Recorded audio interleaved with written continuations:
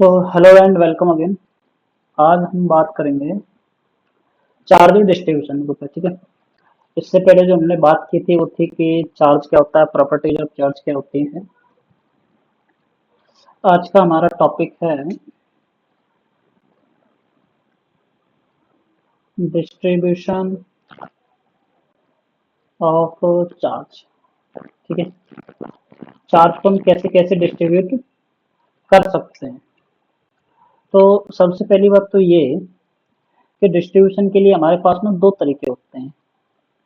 एक आता है डिस्क्रीट, ठीक है, और दूसरा आता है कॉन्टिन्यूस। डिस्क्रीट का मतलब हो गया कि जैसे मान लो चार्ज अलग अलग रखे हुए हैं इस तरीके से अलग अलग। ठीक है। तो वो डिस्क्रीट आ जाता है। मेनली जो हमें अभी पढ़ना है वो कंटिन्यूस चार्ज डिस्ट्रीब्यूशन ही पढ़ना है, क्योंकि वही ज्यादातर हम लोग हमारे लिए ज्यादा जरूरी होता है। डिस्क्रीट में तो सीधे सीधे सिंपली हम जो भी फंक्शन वगैरह है या वैल्यू वगैरह है वो हम यूज कर सकते हैं। ठीक है। तो कंटिन्यूस में आता है हमारे पास दो तरीके का। ठीक है। एक आता है यूनिफॉर्म, ठीक है, दूसरा आता है नॉन यूनिफॉर्म। ठीक है। ये दो तरीके का डिस्ट्रीब्यूशन होता है। यूनिफॉर्म में भी अगर टाइप निकालो तो उसमें भी भाई हमारे तीन टाइप के हो जाते हैं। जैसे अगर मान लो जो चार्ज है अगर हमारा लाइन पे डिस्ट्रीब्यूटेड हो यूनिफॉर्मली तो आ जाता है लीनियर। ठीक है। फिर एक आ जाता है सरफेस, सरफेस पे अगर डिस्ट्रीब्यूट, एक आता है वॉल्यूम वाला। हम्म, तो पॉइंट बाई पॉइंट हम लोग इनको एक तरीके से पढ़ लेते हैं। ठीक। सो पहला है हमारे पास लीनियर चार्ज डिस्ट्रीब्यूशन। ठीक है। चार्ज को हमें लीनियरली डिस्ट्रीब्यूट करना। तो इसका मतलब ये है कि जो चार्ज है ना हमारा वो डिस्ट्रीब्यूटेड है, डिस्ट्रीब्यूटेड ओवर लेंथ। लेंथ के अगर हम ऊपर चार्ज को डिस्ट्रीब्यूट कर दें तो जो डिस्ट्रीब्यूशन आता है that is non as linear charge distribution. ठीक है। जैसे मान लो कि हमारे पास ये एक रॉड हो गई, और इसकी जो लेंथ है वो मैं मान लेता हूँ एल है, इस पर जो मैंने चार्ज दिया वो है क्यू। ठीक है। तो इस केस में जो लीनियर चार्ज डेंसिटी है, ठीक है, इसके लिए जो सिंबल आता है वो होता है लैम्डा, LAMDDA। ठीक है। लैम्डा होता है, इसे लिखा जाता है DQ/DL। ठीक है। मतलब एक छोटा सा एलिमेंट लो, इस पे चार्ज निकालो, इसका चार्ज मान लो DQ है और जो इसकी लेंथ है वो है DL। तब हम जो लीनियर चार्ज डेंसिटी डिफाइन करते हैं इसके लिए वो हो जाएगी DQ/DL। क्योंकि जो चार्ज हम लोग मान के चल रहे हैं अभी सेक ऑफ सिंपलिसिटी के लिए मैं मान लेता हूँ यूनिफॉर्म है, तो उस केस में इसको एक दूसरे तरीके से भी लिख सकता हूँ जो है Q मतलब total charge divided by total length. ठीक है। अगर यूनिफॉर्म डिस्ट्रीब्यूशन अगर नहीं है तो फिर उसमें एक फंक्शन वगैरह कुछ बनेगी, एक इक्वेशन वो हमें दी जाएगी या फिर हमें फाइंड करनी होगी। 100% केस में वो दी जाती है, कभी फाइंड नहीं करनी होती है। ठीक है। तो लीनियर चार्ज डेंसिटी हो गई लैम्डा से, लैम्डा की वैल्यू होगी Q/L। अब मान लो मेरे को चार्ज निकालना था। ठीक है।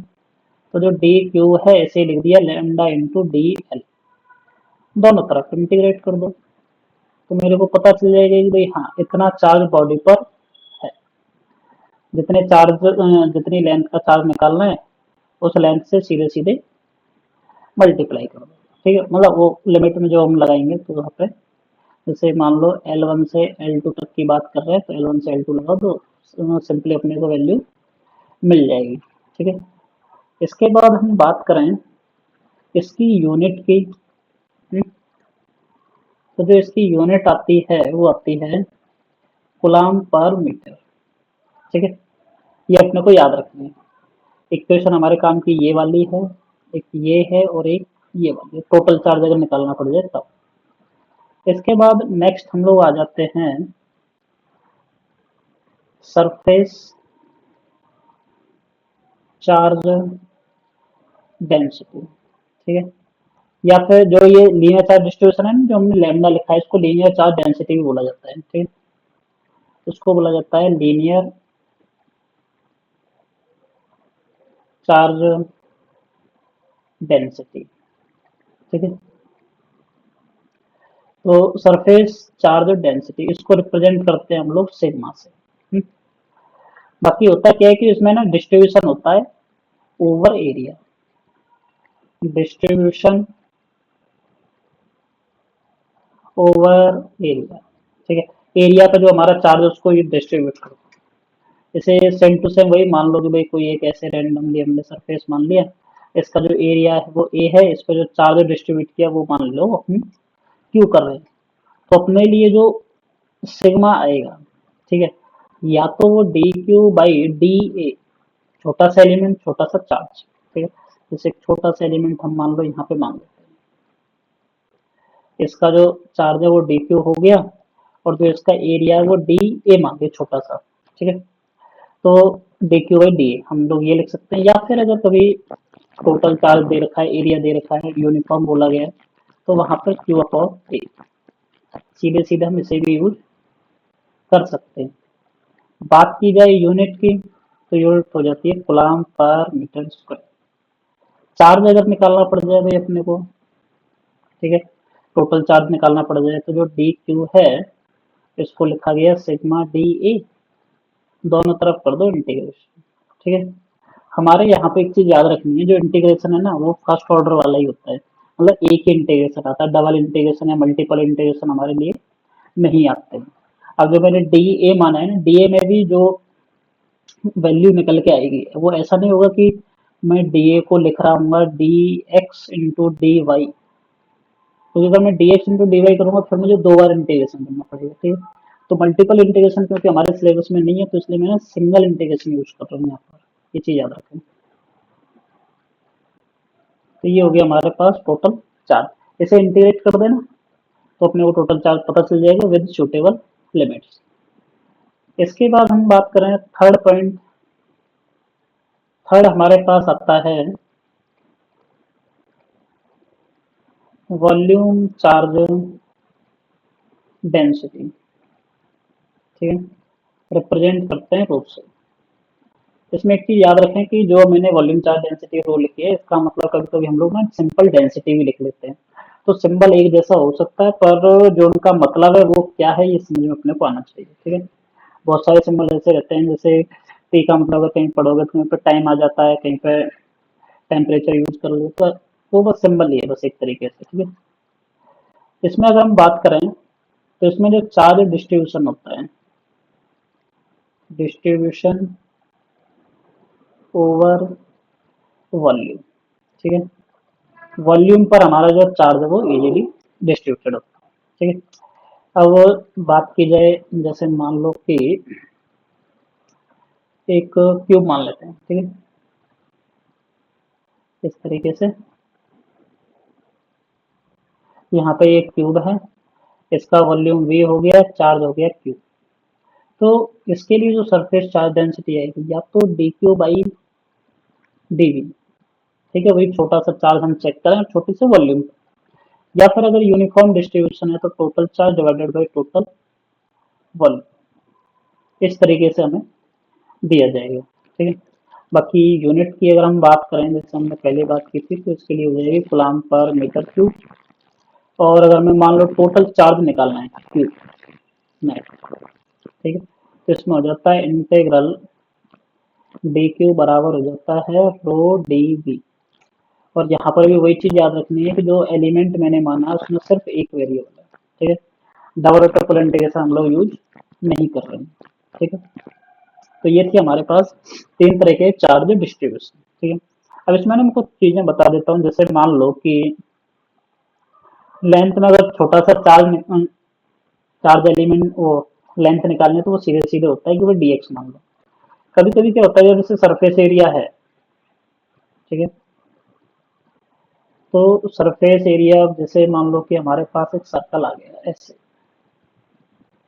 ठीक है, ये कोई डिस्क है, यहाँ पे बोल दिया गया है कि जो चार्ज है वो यूनिफॉर्मली डिस्ट्रीब्यूटेड है। ठीक है, और रेडियस में मान लेता हूँ आर है इसकी, और यहाँ से जो चार्ज डेंसिटी है, ठीक है, इसको मैं थोड़ा सही कर देता हूँ, चार्ज डेंसिटी सिग्मा दे रखा है, सिग्मा नॉट इंटू एक्स मान लो, ठीक है। यहाँ से मतलब सेंटर से जो चार्ज डेंसिटी का वेरिएशन है वो सिग्मा नॉट इंटू एक्स दे रखा है। अब पूछा गया बताओ टोटल चार्ज कितना होगा, find total charge on disc, ठीक है।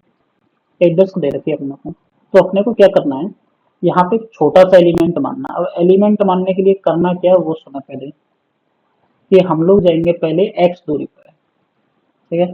तो एक्स रेडियस का एक बनाओ भाई सर्कल, ठीक है।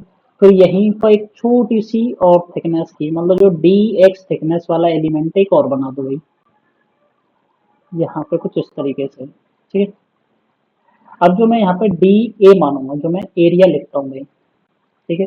वो जो एरिया होगा ना एक तरीके से, जो हमने ये वाली स्ट्रिप बनाई है गोल, यहाँ पे ऐसे है और यहाँ पे इसकी कुछ थिकनेस दे रखी है ये वाली, ये हो गई इसकी रेडियस एक्स मानी है, और जो इसकी थिकनेस है ये है डी एक्स। इसका एरिया लिखना है मेरे को, ठीक है। तो अब इसका जो एरिया आता है उसको सिंपल करने के लिए हम लोग क्या करें, इसको ना एक ऐसे काट दो बीच में से, इसको ऐसे सीधा लिटा दो, सीधी स्ट्रिप बना दो ऐसे।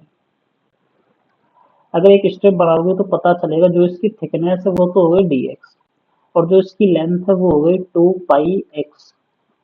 अब मैं जो एलिमेंट मानूंगा डी ए वो हो जाएगा फिर टू पाई एक्स, साथ में आ गया डी एक्स, ठीक है। ये होता है हमारा सिंपल तरीका, कि अगर कभी डिस्क अगर कभी आ जाए हमें वहां पे एलिमेंट मानना पड़ जाए तो मैं इसी तरीके से मानूंगा हमेशा, ठीक। और टोटल चार्ज के लिए मुझे पता ही है, मैं करता हूँ सिग्मा इंटू डी ए। तो सिग्मा के लिए हो गया सिग्मा नॉट इंटू एक्स, साथ में two pi X D X. Centre से आर तक जाना है तो मतलब जीरो से लेके आर। बाकी वैसे सॉल्व कर लो भाई, सिग्मा नॉट कांस्टेंट है, टू पाई कांस्टेंट है, बाहर निकाल दो, एक्स स्क्वायर हो जाएगा, साथ में डी एक्स जीरो से लेके आर। तो मेरे को मिला two pi sigma naught, X square का इंटीग्रेशन करोगे तो X cube by three, limit लगाई जीरो से आर तो two pi sigma naught by three, ये हो जाएगा आर क्यूब माइनस जीरो का क्यूब, जिसे two pi sigma naught R cube by three लिखा जा सकता है, ठीक है। तो ये हो गया हमारा डिस्क का टोटल चार्ज, ठीक है। ऐसे एक क्वेश्चन और करते हैं, ठीक है, जेई में आया हुआ क्वेश्चन है कि कहीं पर अपने को वॉल्यूम चार्ज में डेंसिटी दी गई थी, वॉल्यूम चार्ज डेंसिटी वो इज इक्वल टू, ये था a by r square e to the power minus two r by a, ठीक। इस तरीके से कुछ वॉल्यूम चार्ज डेंसिटी अपने को दे रखी है, और उसके साथ साथ ये बोला गया where A and A, capital and small A are constant, ठीक है। जेई का सवाल है, ये दोनों कांस्टेंट वैल्यू में। उसके बाद जो टोटल चार्ज है, total charge on body is capital Q. जो टोटल चार्ज दे रखा है वो है कैपिटल क्यू। तो अपने से पूछा गया था फाइंड रेडियस आर, जो उसकी रेडियस कैपिटल आर है वो कितनी आएगी, ये अपने को पूछा गया है, ठीक। तो यहाँ पर हम लोग क्या करेंगे, एलिमेंट मानने का तरीका सेम वही पुराना वाला वही अपना। तो यहाँ पर जैसे ये वाला एक स्फीयर है, तो यहाँ पे एक स्फीयर ही मैं एक मानना पड़ेगा मेरे को, ठीक है। मान लो सेंटर से मैं चला गया कुछ एक्स दूरी पे, यहाँ पे एक एलिमेंट मान लिया मैंने एक स्फीयर टाइप का, ये आ गया कुछ इस तरीके से, ठीक है। तो अब अगर मैं इसके वॉल्यूम की बात करूं डी वी, तो डी वी हो गया भाई, अगर मैं इसको एक काट करके अगर सीधा फ्लैट कर दूं जैसे पहले किया था, तो एक जो टोटल सरफेस एरिया होता है स्फीयर का, ठीक है, वो मेरे को मिलेगा जो कि होता है फोर पाई आर स्क्वायर, यानी कि फोर पाई एक्स स्क्वायर, ये तो हो गया एरिया। और जो इसकी थिकनेस है वो है भाई डी एक्स, ठीक है। ये वाली जो थिकनेस है ये हमने रखी है इसकी डी एक्स, और मान लो कि इसकी जो रेडियस है वो कैपिटल आर, तो करना क्या, टोटल चार्ज अपने को पता है, Q is equal to rho 4 pi X square D X. ठीक है। अब यहाँ पे ना एक चीज और समझें कि मैं सेंटर से जब एक्स दूरी पे गया हूँ तब मुझे जो एरिया मिला वो 4 पाई एक्स स्क्वायर मिला है, और जो आर है वो सेंटर से सेपरेशन है। या तो मैं ये करूँ कि जो एक्स है उसको मैं स्मॉल आर लिख दूँ, ठीक है, या तो एक्स की जगह स्मॉल आर लिख दूँ या फिर आर की जगह एक्स लिख दूँ, जो मेरे को अच्छा लगे वो मैं कर सकता हूँ। ऐसा कुछ नहीं है भाई यही करूँ मैं तो ये हो पाएगा, ऐसा कहीं कुछ भी लिखा हुआ नहीं है। ठीक है। तो ये हो गया कैपिटल क्यू बराबर। ठीक है। हमें जाना है सेंटर से लेके सरफेस तक, तो 0 से लेके आर तक सिग्मा की वैल्यू हो गई ए, आर की जो वैल्यू सेंटर से जो सेपरेशन है वो हो गई भाई एक्स स्क्वायर। ठीक है। e की पावर -2x/a, साथ में आ गया 4 pi X square D X. तो एक्स स्क्वायर से एक्स स्क्वायर मर गया, मेरे पास बचा भाई 4 pi capital A E to the power -2x/a साथ में डी एक्स, 0 से लेके आर तक। अगर इसका मैं इंटीग्रेशन करूं तो इसका जो इंटीग्रेशन आता है e की पावर -x, ठीक है, तो वो होता है e की पावर -x। ठीक है। अब जो x के साथ मल्टीप्लाई में, ठीक है, वो मल्टीप्लाई में -2/a, तो उसको ले आओ डिवाइड में, तो -2/a आ गया डिवाइड में। लिमिट लगाओ 0 से r तक, तो ये अपने को मिलेगा -2 से ये कट जाएगा तो ये हो जाएगा 2 पाई a। ठीक है, इंटू स्मॉल स्मॉल ए, और लिमिट अगर मैं लगाऊं तो यहाँ पे मिला 2r by small A minus x की वैल्यू एक बार 0 रखोगे तो वो हो जाएगा 1। ठीक है।